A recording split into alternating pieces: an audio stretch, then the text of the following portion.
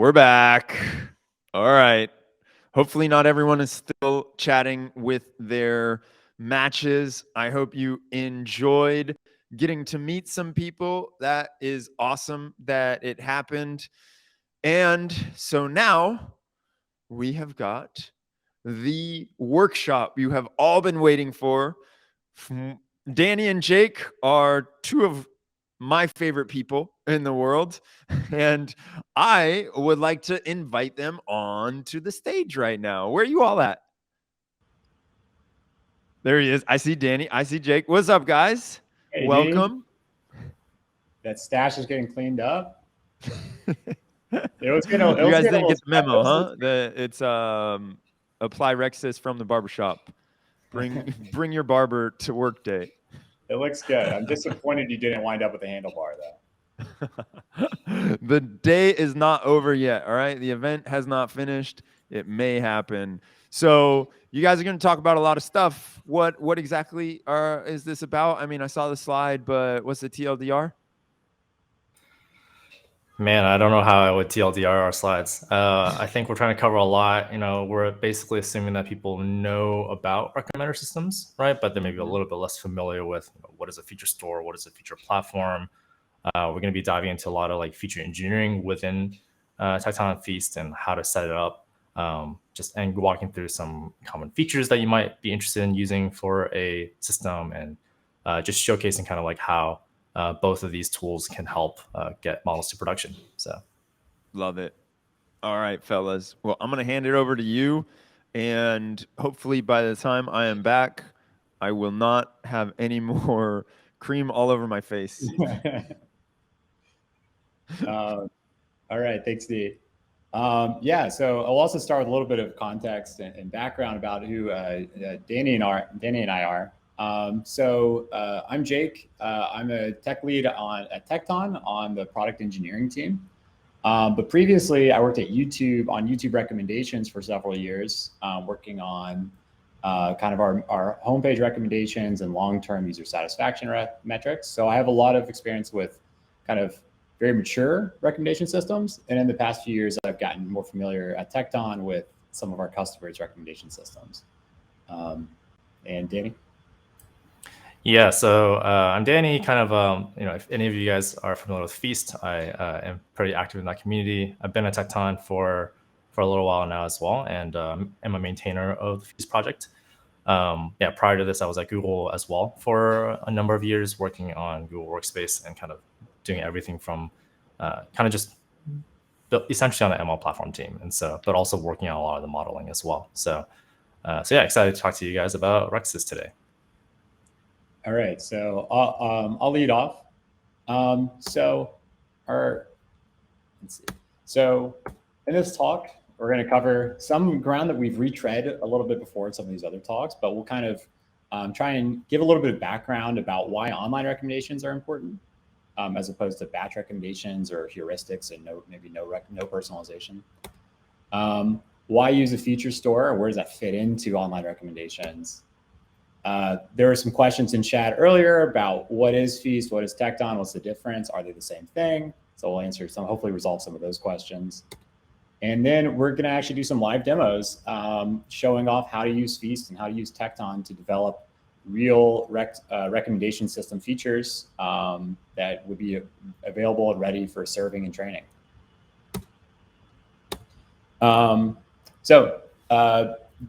Starting off, why online recommendations? Well, let's consider batch recommendations. So most companies start with batch recommendations.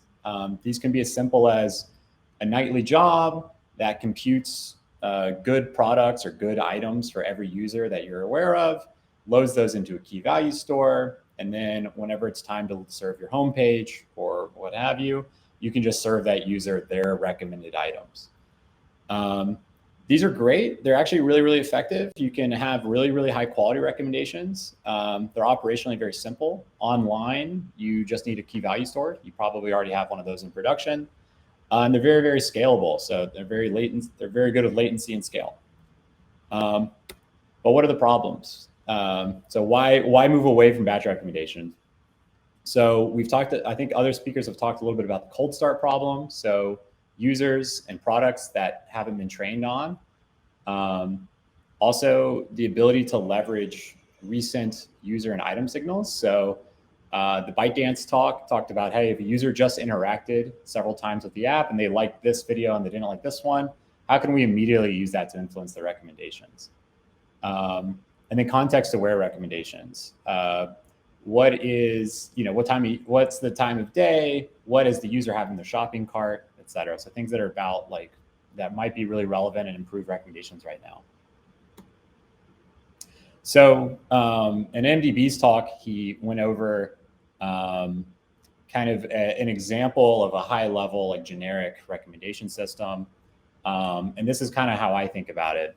So you might have your app, and it's going to go through these major components. So you might design your architecture to have your front end talk to some ranking back end. There's going to be a candidate generation phase that can range in complexity all the way from a Postgres query to a vector database using 2-tower embedding models. And there's, the maturity there can vary quite a bit. There's feature retrieval, where it's taking those 100 or so candidates that you're considering and actually generating features for them. And then finally taking those features for all of those candidates and scoring them and getting model predictions. So you might be predicting click-through rate or ad revenue, whatever your business objective is. There's also a lot of, not shown here, in this ranking backend, there's a ton of business logic related to your business.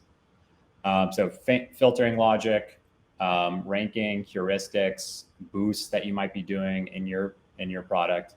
And those aren't going to be shown in this system diagram. So where does a feature store come in and why use it? So this feature store is this top component up here. It's focused on this feature retrieval aspect, which can be a really hard part of the problem and a really annoying thing to get to keep scaling and to keep operationally functional. So then there's some of these challenges are very specific to RecSys. So this feature store and this data serving layer needs to be extremely high scale, because for every request that you get from your front end, that's going to fan out to hundreds of items that you're going to end up serving. So whatever your data service layer needs to be able to handle 100 or 1,000x the QPS of your whatever your front end service is. Also, long tail latency on this feature store is really impactful, because if you're waiting for 500, if you're trying to score 500 candidates and you're waiting for all of them to get features, the 99th percentile tail latency is going to really drive your total system latency. So this feature store, unlike other kinds of data services, needs to also handle a lot of ML specific concerns. So things like training serving skew, the definitions and the feature values that we're using online here, we need to be able to get and generate those exact same feature definitions and feature values offline for training in a point in time correct way that won't have any kind of drift and the definitions will match in training and inference time. The feature, some kinds of feature engineering that you'll want to have. So if you're doing online recommendations, most of the point is to be able to use fresh features. So this feature store, it's really important that it supports streaming features and real-time features. So streaming, user click events off of a Kafka stream. Real-time events could be, real-time features could be based off of the user's recent query, what they have in their cart, or cross features between the user and item. And we'll touch on what that means a little bit later. And then the last thing I'll touch on that the challenge that the feature store needs to solve is that features are really high churn. So your ML engineers and your data scientists are going to want to try a lot of features. They're going to want to constantly be tweaking these pipelines and trying out new ideas. And you're going to wind up with production models that have dozens or hundreds of different features, all with pretty unique pipelines and implementations. So managing and automating all of those pipelines and detecting outages and keeping them up and running is a really big maintenance problem. So a good feature store can allow simple feature definitions to be managed really elegantly for online serving. All right, Danny. Cool.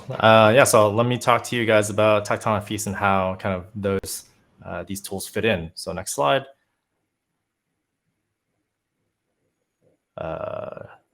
Is my screen delayed?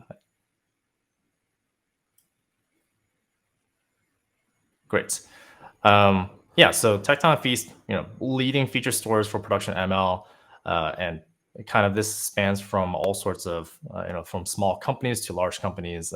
We've worked with them all, and we power production ML for a variety of different kinds of use cases, ranging from fraud prevention to, of course, recommendations and personalizations. Point being, we've seen a lot, and we've seen kind of things work and seen things not work, right? Something I wanted to kind of double click on is like, what exactly is a feature store? I think that term gets used a lot and people don't really understand what it is, and everyone has a different definition. So if you go into the next slide, yeah, so Feast is a self-managed feature store. So specifically, Feast is focused on storing and serving features, right? So if you think about, you have these raw data sources, you have maybe like your user click streams, you have your batch data, that you have some intermediate transformation pipelines to convert those into useful features, right? And Feast comes in to essentially make those transformed features available for training and serving, right? So that's kind of what Feast is really designed for. It's targeted at, it's a tool for really ML engineers and data infra engineers to help productionize a lot of their features for their models, right? If you go to the next slide,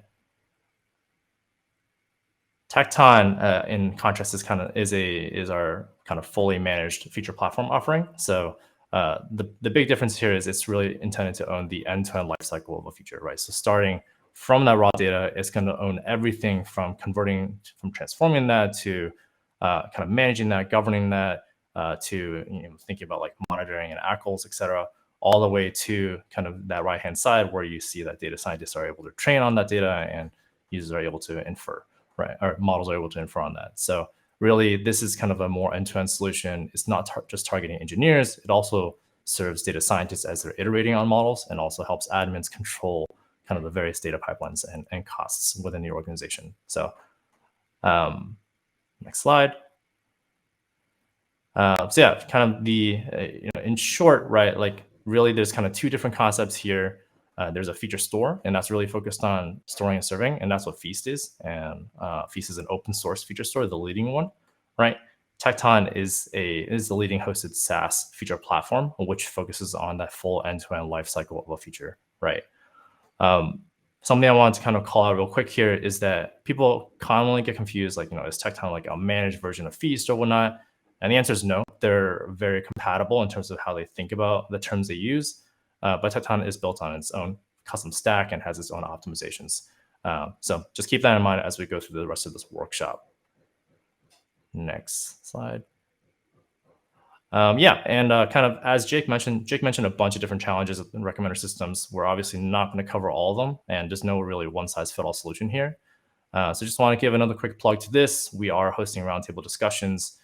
So to just kind of brainstorm with you on like your specific situations and what the best practices we've seen work. So kind of sign up through this QR code. I'll have another link at the very end of this deck as well. So you can look at that. And then the next slide, I think, should be the live Tecton demo sign up. So today we're going to be going through some demo of Tecton, but realistically, we're trying to cover a lot of stuff here and trying to get to like the meaty feature engineering bits. So if you're kind of generally interested in having an even deeper dive on Tecton and asking more, pointed questions there, definitely sign up for this and kind of get access to some of our engineers and folks. So cool. And so let's get into the demos. So yeah, so we're going to be focusing today on a book recommendations use case. So if you go to the next slide, we took this kind of data set off Kaggle, so it's hopefully pseudo realistic. But the problem roughly is, imagine you have maybe a website, maybe like Goodreads, where users are rating books that they've read, right? And you're trying to recommend new books for these users. So what kind of features data do you actually have? You have access to some metadata about the user, right? Maybe like their age. You have access to book information, like what category they're in. ISBN is roughly kind of a unique ID for a book, right? And then finally, you have, of course, that user rating stream that's coming in, from a scale from 0 to 10, what is kind of, how much do they like the book, right? And the overall framing of this problem is, we want to recommend books to these users.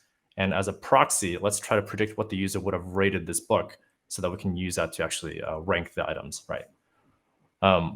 One thing to call out here is that, go back, just the bottom right note there is that this ratings are inherently fairly sparse. And so we're going to have fairly limited signals to work off of. But in reality, you would actually have a lot of other signals, such as like click streams or like impression data. And those are all really useful for kind of filling out all the signals you need to actually solve this problem at scale. So yeah, the kind of, broadly speaking, there's a couple of different kinds of features, right? So if you think about at scoring time, you have a user, maybe you have like a list of 100 candidate books, right? So given a user and a candidate book, what kind of features are you interested in building, right? So some of them are just kind of mapping to the metadata about the user and book, kind of stuff that's already just available. Maybe you need to do some like bucketing here and there, right? But mostly just row level transformations.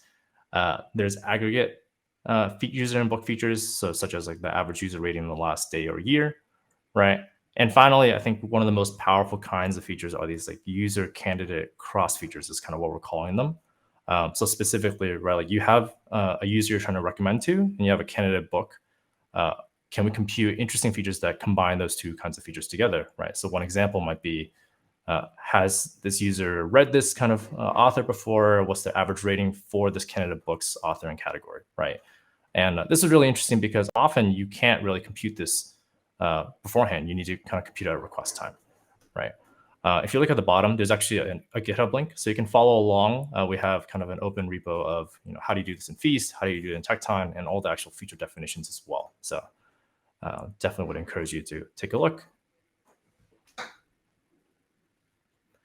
Yeah, so broadly speaking, if you kind of zoom out, right, like how do we actually approach this problem? There's really two major steps here. So one of them is taking that raw data that we just looked at, and then you transform that into an interesting feature value, right? So, and then the second step is making that feature value available for training and serving, right?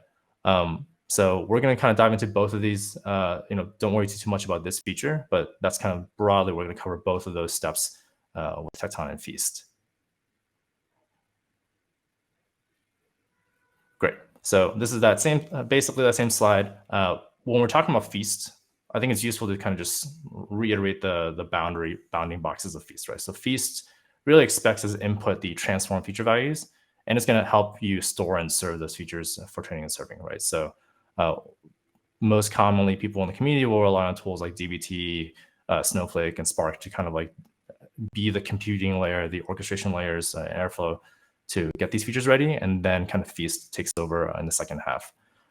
Next slide. So yeah, so on the left-hand side, you can see kind of a sneak peek into here's how you might declare a set of features within Feast, right? And I'm going to show you kind of an actual version of this in just a bit.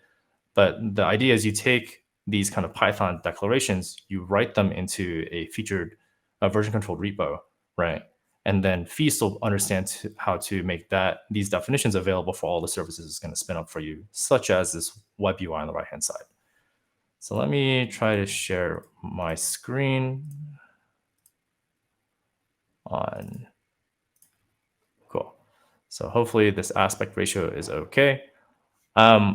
On the left-hand side, you can see kind of an example of how you might register a source. So here you might see that I have this like bucketed age source that has kind of the bucketed age feature.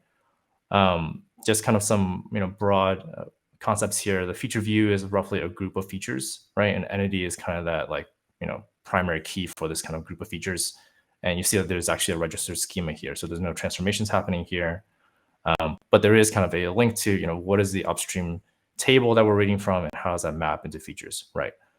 And on the right-hand side, this is kind of, I'm not going to dive into this much, but this is roughly how do you configure infrastructure for Feast. So from the offline store on how do you actually compute the training data to the online store and how you serve those features online, right? So you can see kind of like when you actually apply this, something like this turns up, which is registering these feature definitions you have locally in these Python files into a kind of a publicly visible registry that other services can depend on. And you can see that I've actually spun up a UI in this local repo that it's actually going to read from this registry. So if I show you now my other screen, cool. Yeah, so this is kind of an example UI that we have spun up, right? Using the local feature repo. It's going to show you kind of the schema. It's going to show you some interesting kind of lineage stories here. So it's going to show you like which models are relying on this, for a given model, what are the different features that are associated with that model, right? And so we're going to dive a lot more into what this is about in just a little bit. But let me kind of hand it off, I think, to Jake to talk a little bit more about how does this work in Tecton. Yeah. So there's a similar system in Tecton, but unlike Feast, Tecton is going to manage a lot more. And it should be, you won't need to manage pipelines as much. So in the Tecton workflow, which I'll show off in a second, we'll be taking declarative definitions. So in your repo that you have connected to GitHub or in CI, and then connected to Tecton via CI/CD, or something you just directly apply, you'll have a Python repository that has feature definitions that look something like this. And then using the Tecton CLI, you'll apply those to a Tecton backend, and that backend will, have that metadata available and ready in your web UI, and it'll also handle materializing and running those transformations to your online and offline stores. And I'll go over to that, like show this workflow here in a second. I'll sneak peek yet. So I'll spend another second on feature engineering, that since the rest of the Tecton flow is actually a little bit simpler. So in this feature view, the feature that we're trying to build here is, I want to know we want to have keyed for the book. So for whatever book ID, we want to know its average rating over the past year, and average month over the past month, the standard deviation of user ratings, and the number of user ratings. So how popular is this book? So these are book keyed features. We should be fairly, and so we were able to pretty easily describe, we want this to run every day. We want to generate data back a year for training purposes.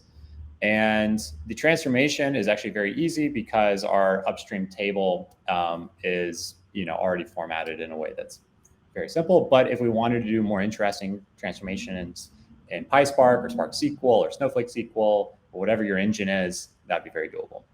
So we'll take this definition. This was commented out and I've uncommented it. And we will, let's just start with this. Sorry. And we'll go over to the Tecton CLI, run Tecton apply on this repo, which is a collection of files that have definitions for our features.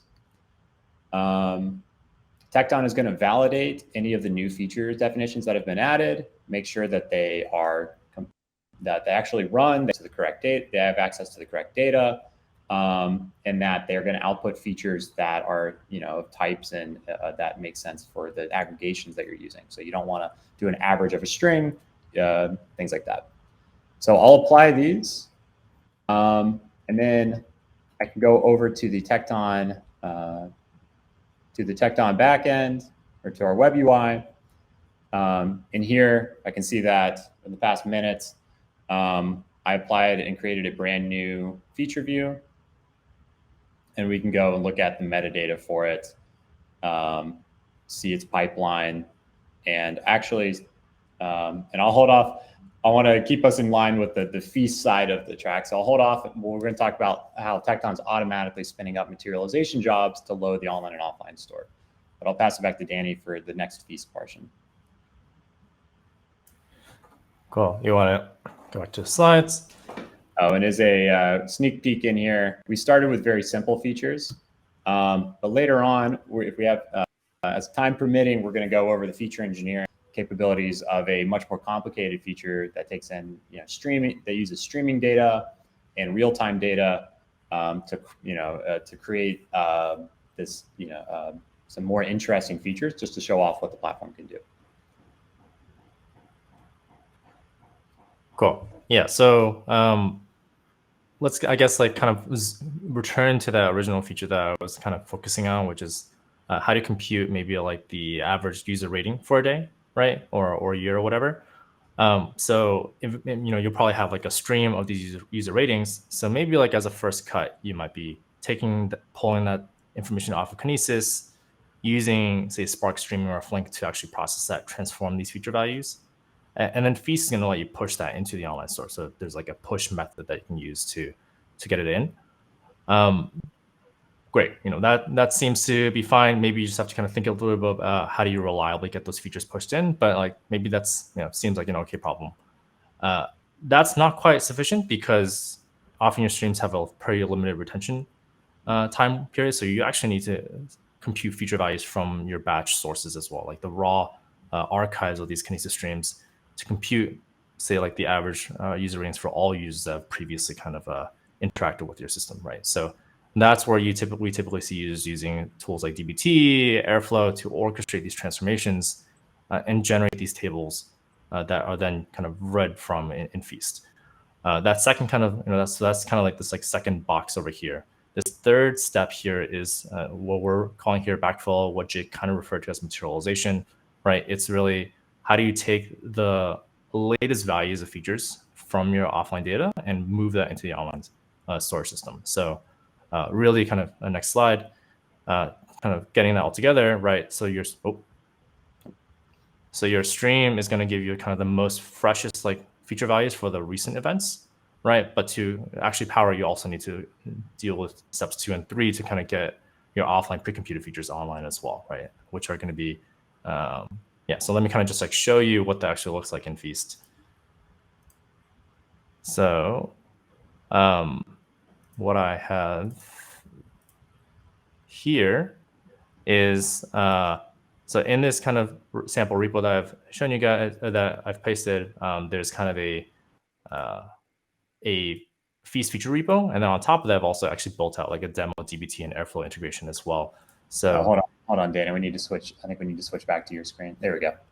Oh, I see. Okay, yeah. So you can see on the left-hand side, I kind of wrote this like quick kind of dbt model that's going to just take that raw user rating data and compute these features that we need on an annual basis. On the right-hand side is kind of where you see this all kind of coming together in an Airflow DAG, right? So there's kind of, these exist outside of Feast. I just have stitched them together to make them work for the demo. But what's kind of, I think, the most interesting about this DAG is that people often come to Feast because they already have existing pipelines that kind of work, but they want to have a consistent interface for everything. So you want to make sure that at a certain time, you don't need to like couple tightly with the data upstream. And also like, you have all these different pipelines that are kind of messy and kind of hard to deal with. And so what Feast will help you do is actually have this like fairly simple kind of method that will read through all your registered features and just materialize all of them at the same time with a consistent API, right? So that's kind of what you're seeing here in this DAG. So if I then show you the kind of, sure, I'm driving whoever is kind of helping with the screen sharing stuff, I'm driving that person insane.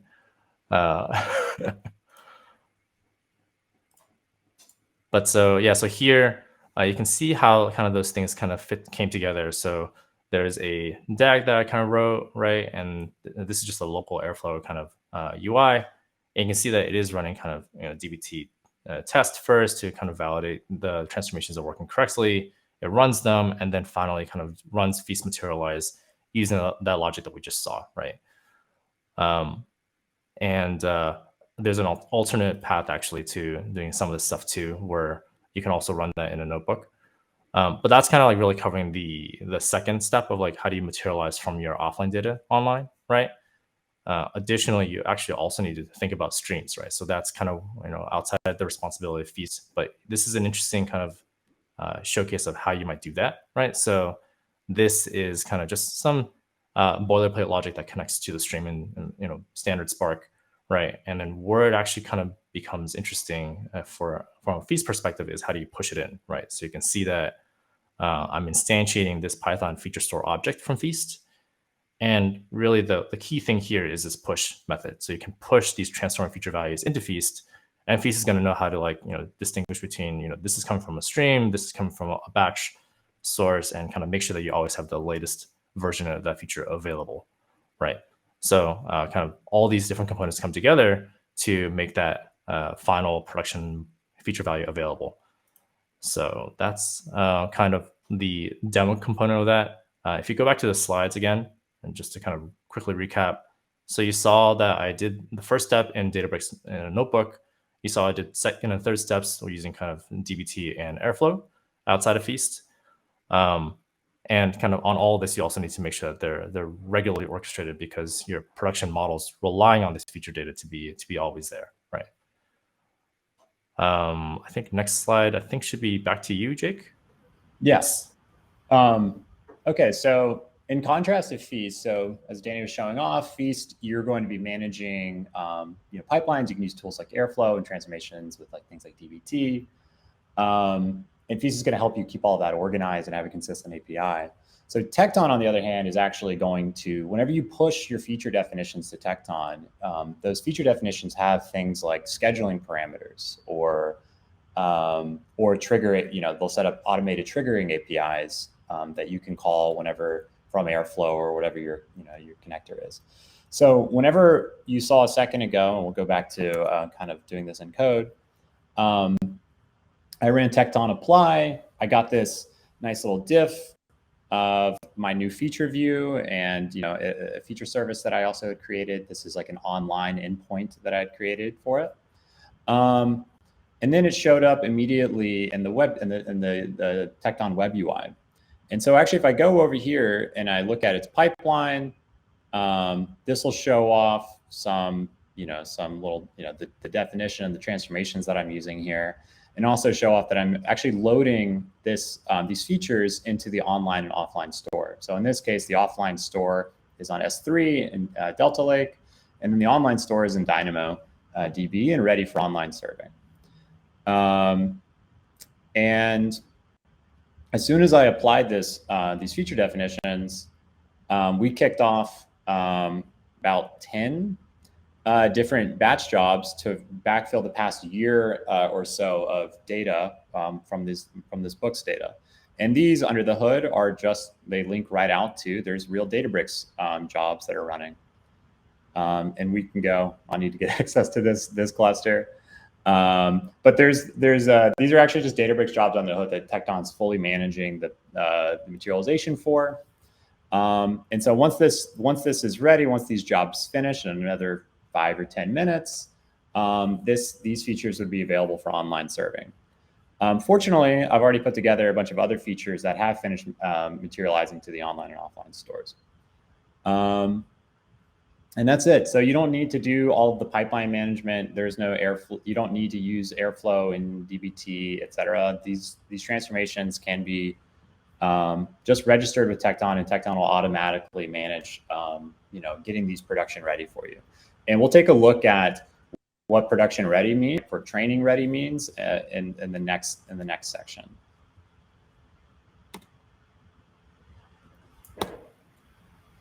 So we'll start with Feast and Dan. Yep. Yeah. So actually, Feast and Tecton are somewhat similar in terms of the APIs that are exposed here. So in both cases, a big value add you get is that you don't need to kind of like hunt around for like, where are my features in online serving, or where are my features at training time. Like kind of Feast abstracts that all the way and decouples kind of your ML use case from your data, and so does Tecton, right? So I think it's a little bit easier if I just like show you how you actually call into Feast from a notebook. Share screen. But so kind of prior to, actually, let me just show you this. So what you're kind of seeing here, see, this is probably a better example here. So is my screen being shared? Yes, it is. You see that there's this kind of get historical features method. And so what that's going to do is you need to give as input some sort of like label set of events, right? So in this case, we might have a log of historical user ratings, right? And what Feast is going to do is it's going to join in all these features for those events in a point in time correct way, right? So it's going to pull in like user and book and rating features that you need to train your model. And that's kind of what's happening in this method here.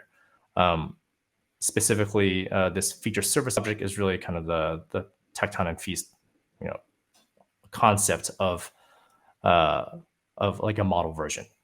So yeah, and just kind of like out of the corner of my eye, I'm seeing kind of a question around like materialization. Is it only possible with Databricks? No, like it's kind of, you get to choose what you want to do here. And this, even like this 2 Spark DF is only possible if you use the Spark offline store, but there's kind of a variety of other offline stores you can use as well. So you can see that's kind of going to give us a certain set of features. And now I can do kind of all the regular stuff I would expect with a pandas data frame to generate my training data, right? And that's going to append all these different features when I just initially started with like a user ID and the ISBN and the timestamp. So the second bit, so this kind of get online features is how you kind of do at inference time, right? And if you recall, in Feast, you actually first need to set up all those data pipelines, so the streaming pipelines, materialization before you do this. But once you do that, it's going to be a very simple, consistent API. So you can see that I pass in this user ID in this book, and I got all these features, kind of the latest version of those feature values. And I think what's super nice here is that you don't need to care about like, is this coming from a batch source? Is this coming from a stream source? Where's it coming from? It's just all right there for you. So yeah, I think that's kind of all I wanted to show in terms of how do you call into Feast. Feast also does actually offer a kind of HTTP endpoint if you want to like self-manage your own feature server. But yeah, kind of a lot of the theme with Feast is you're controlling everything and managing kind of the uptime and SLAs and everything. Jake, do you want to kind of showcase what happens on the Tecton side? Yeah, pull my slides back up. So on the Tecton side,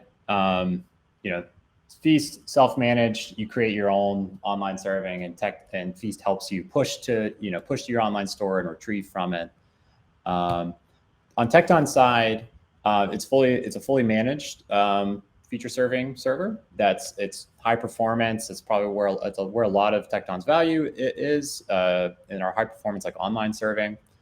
Tecton also has, again, we're going to automatically create the offline and online like pipelines. So in the case of if it's a streaming pipeline, we'll set up stream processors that are automatically loading the online store and keeping your feature values up to date. And then, Tecton is an enterprise ready production grade tool. So it's going to have things like ACLs and monitoring and alerting built in. So these look like in the web UI. If you have a stream feature view, you can check your stream processing rate and a lot of other metrics to help you kind of make sure that things are running as expected. And then production grade ACLs, if you have different teams or groups, need different levels of access. Features can be very sensitive, so you may not even want your feature definition shared with certain teams at your company. And on the read side, kind of showing off something similar to what Danny showed off, is here I have a notebook. Again, we're using Databricks. You can do this in Jupyter. You can use this using other compute like Snowflake or EMR or even Athena. And so what I'm showing off here is kind of like a Tecton workflow. I won't go into all the nitty-gritty details, but similar to what Danny just showed off, the first thing we need to do before we can generate our training data is to generate what we call a spine. So this is the actual interactions that you're going to use as your prediction labels. So in this case, it's a user, a book, the rating that user gave the book, and when they gave that rating. And that's going to be an example, a training example. So we're going to decorate these training examples using Tecton with all of our features. So in this case, we've taken the original data frame, we passed that into Tecton's get historical features call, use Spark to actually generate point in time correct features for these books. So these include features like the book author, its year of publication, but also user features and then things like what's this user rating, what's this user's like overall average rating? And we can touch on what a lot of these features are. And I have them kind of listed out here. So one set of features that we like in this data set is summarizing the user's rating history by category and kind of representing the user as like as a summary of their previous ratings with the site or the summary of their previous clicks on the site. So we have our data frame. This could be passed in for this is ready for model training. Online and serving time. So Tecton has also set up it has a managed online serving online server ready to serve like these features for your production use case. Here you can call it from a notebook. This is a convenience method, but this is ready with there's HTTP APIs where you can call the online server with for a given user and a given book, and Tecton will return all of the features that for this, and this can be read. This can immediately fit into your online recommendations engine. So these features can be used for filtering or to be passed to a model for actual scoring.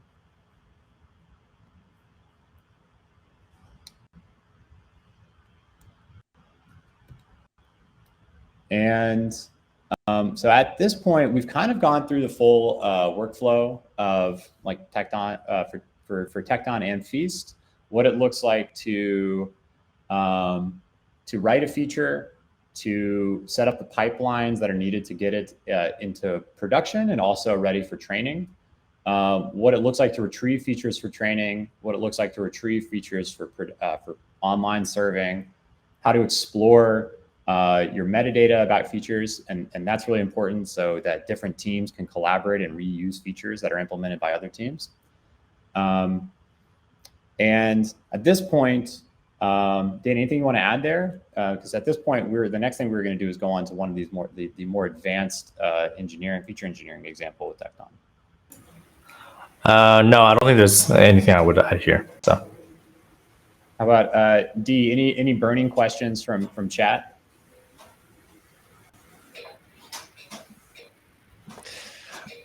So Danny's been awesome about it, and he's been up to date, keeping people on there. But you want to take a minute to answer some of those ones that you've been throwing in the chat, Danny? Yeah. Well, I think specifically it would be interesting if anybody had questions around like feature engineering that you might be interested in building, right? I think this would be a good time to ask questions around that. A lot of the other questions are more around like kind of operational concerns with getting this stuff to production. So if we have time at the end, we can definitely kind of deep dive into that as well. So I'll just carry on, Jake. Okay. Yeah, so far we've looked at some pretty simple features. So we've looked at what's like the average, what's this, this book normally gets 4 out of 5 stars. So that's kind of a useful ranking feature, but it's pretty simple. What is this user's demographic information? Again, it's pretty simple. So we want to start looking at maybe some more advanced features. So we're going to build one out together. We're going to actually go look at some of the Tecton code. The hypothetical feature we're going to be building out together is, has this user ever rated this candidate books category before? And if so, what was their average rating in the category? So the intuition here is if this user reads a lot of history and they like history, maybe they rate history books highly, maybe we should be recommending them more history content. And so the general pipeline, and I'll go over this and we'll go over this again in code. So I'll start with this kind of high level diagram, is online, we're going to create a few different feature views and compose them to make this work.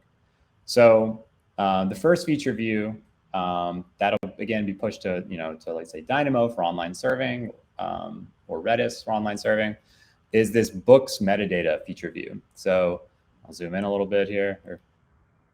And this is just a lookup from the book's ISBN to its category, its author, when was it published, all kinds of information that we might find as interesting categorical features. And then the other feature view is going to be the user's the previous several, it's like 200 ratings that they've ever had on our site. And so what these will look like is we have a user rating stream. It's a Kinesis stream. So every time a user rates a book, the event gets published on a stream. And using Tecton and kind of stream processors, we're going to actually join our offline book metadata with these stream events and then publish kind of the rating summary as a feature to Tecton. So what this will look like is, let's say user 243, let's say that's Danny. he had a rating and he gave this, he gave a fiction book a 9 out of 10. And maybe he has 50 or 100 different ratings in his past, and they'll all be available for online serving. And so the last thing we're going to do is a user book cross feature. So in our real-time application, our app's trying to predict how should we rank this book candidate for Danny. We'll provide Danny's user ID and the book candidate ISBN that we are considering. And with that information, Tecton will be able to look up the previous several hundred ratings for Danny on our site, and also the book's metadata. So what category is this book? Is this book a history book that Danny likes, or is it some other category that Danny's never rated before? And then we'll do some processing, and this is in Python. So your data scientist, your ML engineer can just write pure Python that can be executed online.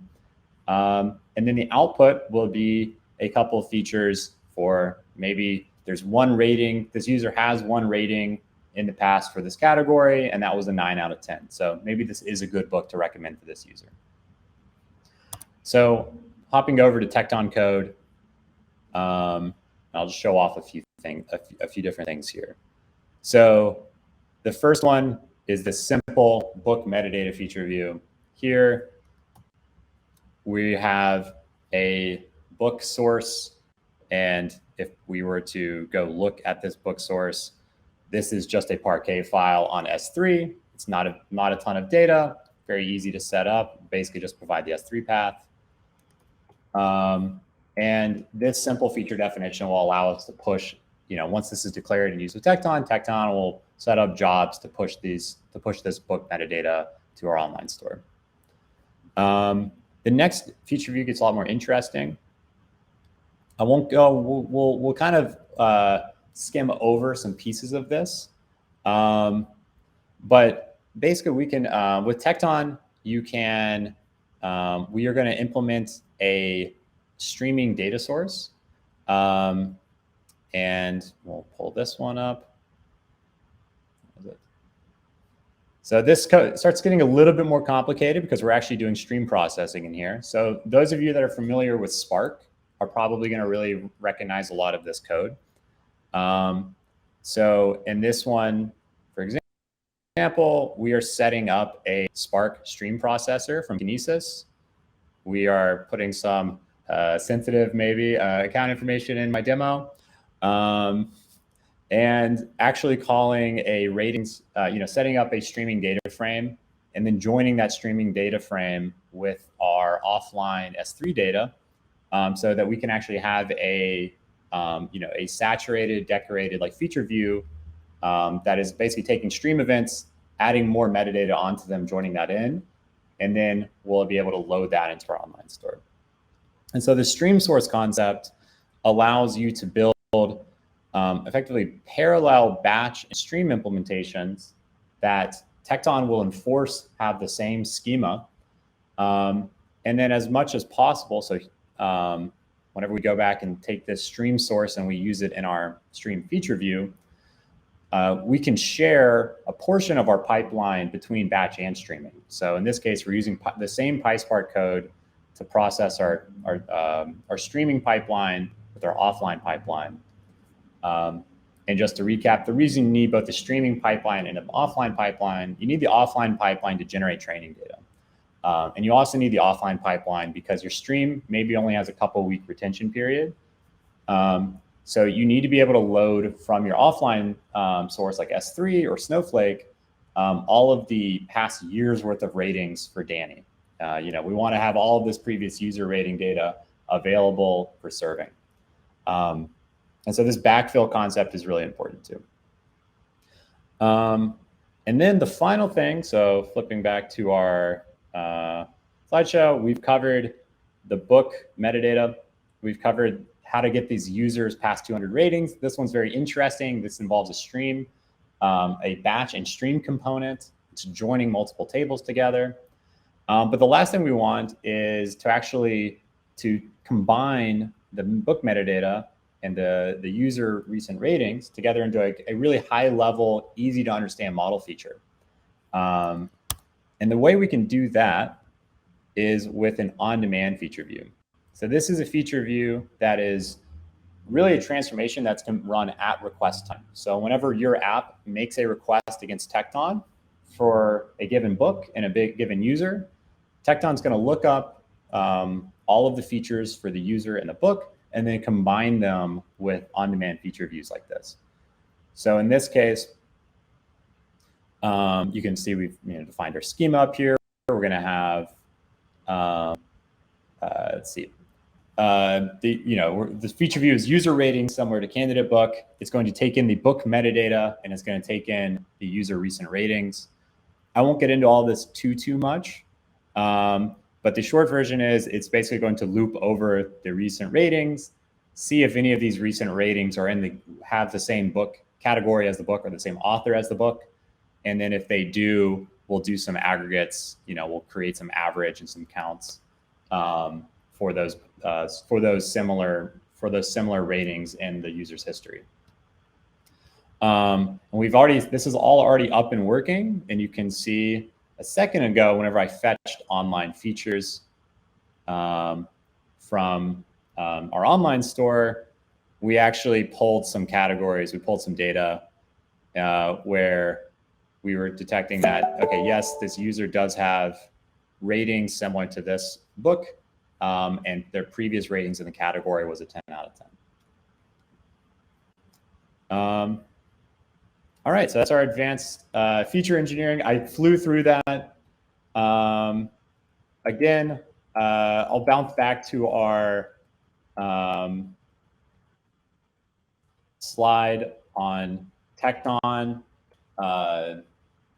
Tecton and getting personal advice on these. We also have, and I'll flip back to this, we have Tecton live demos every month, are a little less compact and abbreviated to go into these things and these capabilities in more detail.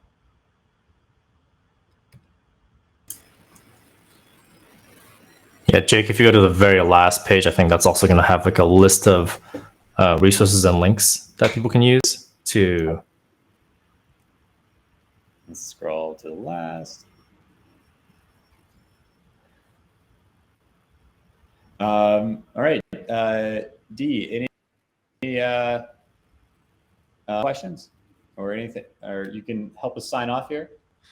Yeah, so there is actually a good question that just came through. If we got a minute, from good old Sam, he's asking, how do you avoid offline online feature skew when using on-demand feature views? So for on-demand feature views, we, if the inputs are point in time correct, so we actually will, whenever we compute these, your training data offline, we'll actually rerun Python in, say, if it's Spark, a Spark UDF, we'll rerun that same Python. So as long as the inputs, so the batch or the stream feature views are point in time correct, we're going to rerun the exact same Python that you defined that would have been run online, and then we get a point in time correct on-demand feature view, on-demand feature. Excellent. If that explanation makes sense. Made sense to me. I enjoyed it. God, geez, the mustache, it is gone full Captain Hook. Oh man, I was hoping we were just gonna act like it was normal and everything was all good. You weren't even gonna say anything, but yes, the transformation is complete.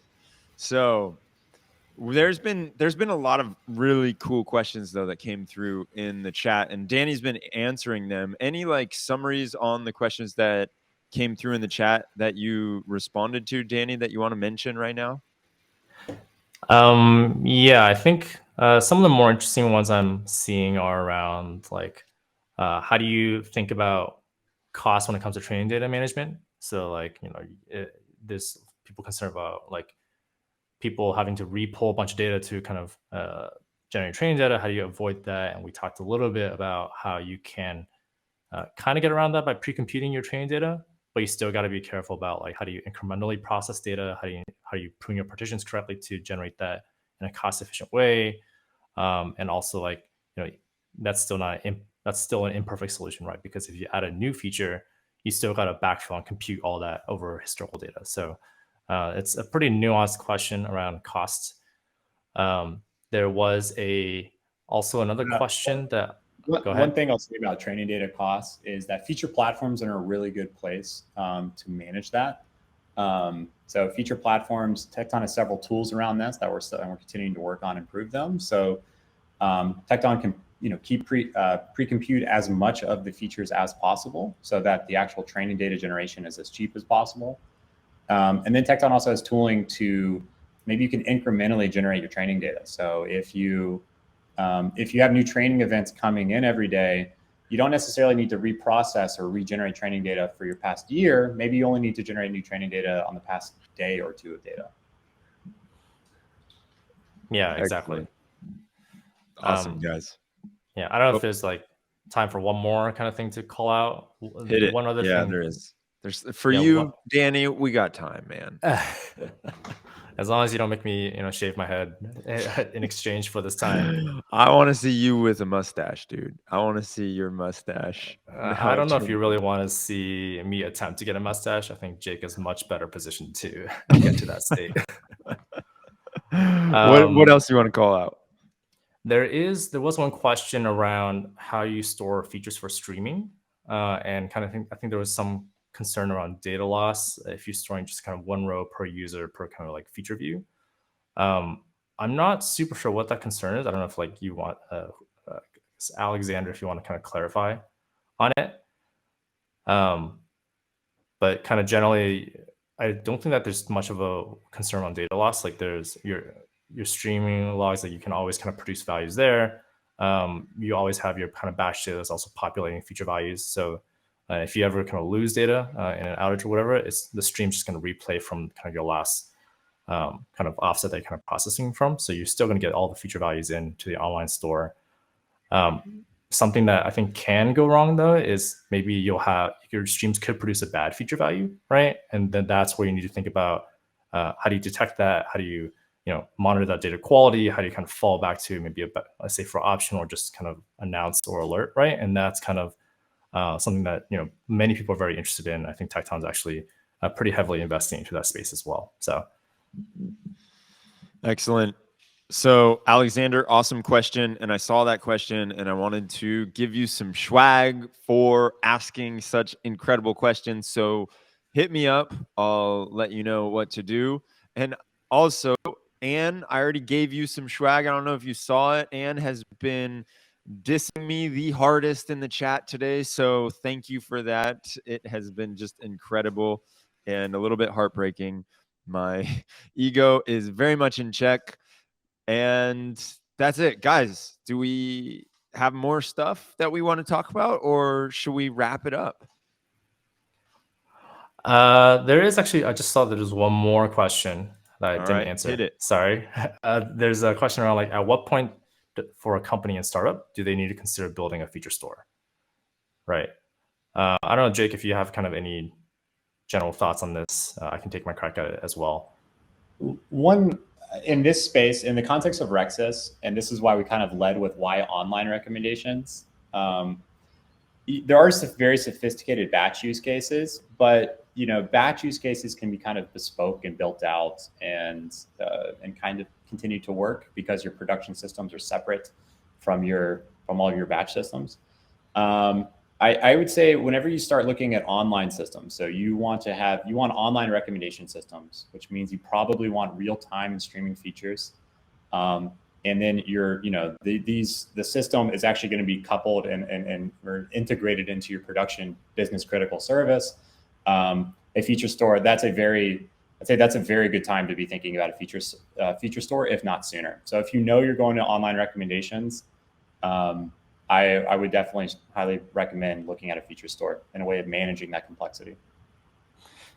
Yeah, I see kind of like just to add on to that, two kind of stages where people have the most success in using feature stores. One of them is what Jake was pointing out, which is like you have an online use case, you're trying to unblock that, right? And you want to build the infrastructure to make that possible. That's kind of one good point. So that could be fairly early, it could be fairly late, right? Many companies enter that stage fairly late. The other kind of point is you have a lot of kind of use cases already in production, right? And there's just like a lot of, data pipelines lying around everywhere, and you want to kind of organize that, centralize that, have some more governance around that. That's another good time to do that. I think the trouble you're going to run into there is how do you kind of convince those use case teams to actually migrate the pipelines to using your platform, right? And that's where you got to add other kind of nice functionality to kind of make that possible. So yeah, I think that's kind of generally my stance on that. Excellent, fellas. This has been enlightening. Dare I use such a word for that? This has been awesome. I appreciate you both coming on here, talking to us about Tecton and Feast. And I appreciate everyone that has stuck around and been watching. Hopefully, you are now RecSys ninjas. You can put on your CV that you know everything that is needed to know about RecSys. Recommender systems are basically old news for you. It's too easy. And with that, we're going to wrap it up.